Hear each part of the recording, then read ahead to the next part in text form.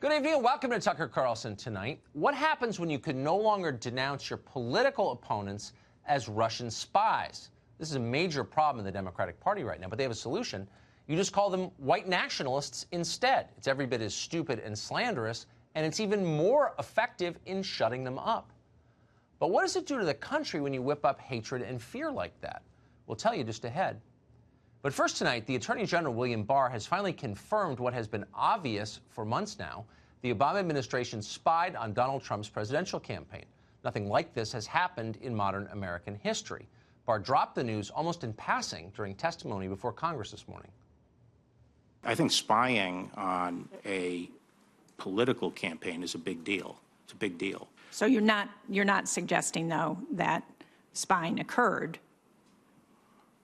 I don't, I guess you could, I think spying did occur. Yes, I think spying did occur. I'm not suggesting it wasn't adequately predicated, but I'd need to explore that. Well, there's no disputing the points that Barr made, especially the first one. Spying on a presidential campaign is a big deal, especially when it was authorized by a rival administration. Just imagine if, a year from now, the Trump administration allowed the FBI to surveil officials in the Kamala Harris for president campaign. Imagine if, when caught, Trump pointed to opposition research generated by the Republican National Committee as justification for that surveillance. How would the media react to that story? Well, like it was a major jaw-dropping scandal. And this show would heartily agree with that. We would not defend that. Law enforcement should never be used as a partisan political tool, no matter who it benefits. But the media don't feel that way about Obama's spying. They refuse to admit it even was spying. Professional dumb person Jennifer Rubin of the Washington Post attacked the Attorney General for daring to bring up the topic at all. She called Barr Trump's toady. CNN, meanwhile, assured its viewers that there is little evidence that spying occurred. But that's a lie. There is plenty of evidence that spying occurred, and we've had it for months. In 2016 and 17, the FBI wiretapped Paul Manafort, Trump's former campaign chairman. Former Trump aide Carter Page was spied on extensively by the U.S. government, even though it was obvious from the very first day that he was not a Russian spy. Please. Last year, we learned that the FBI used an informant to feed it information from inside the Trump campaign. This is all spying.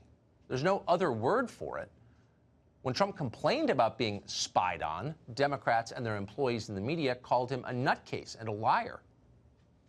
There is no evidence to support any allegation that the FBI or any intelligence agency placed a spy in the Trump campaign.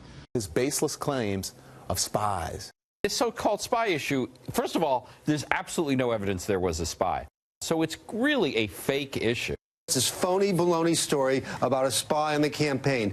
To call them a conspiracy theory is to give them too much credit. Just fake facts. All the other people who've seen the intelligence in your own party are saying there's just no there. I'm wondering what it will take for you, Congressman Zeldin, to say he's full of it. He lied. He's crazy. It's a conspiracy theory. A lot of Republicans said that too, by the way, and we should remember their names. And as it turns out, there was, in fact, a conspiracy afoot to hide the truth. But Trump was not leading that conspiracy. Jim Clapper was. Was the FBI spying on Trump's campaign? No, they were not. They were spying on a term I don't particularly like, but on what the Russians were doing, trying to understand, were the Russians infiltrating, trying to gain access, trying to gain leverage and influence. So why doesn't he like what they do? So why doesn't he like that? He should be happy that. Well, he should be. He should be.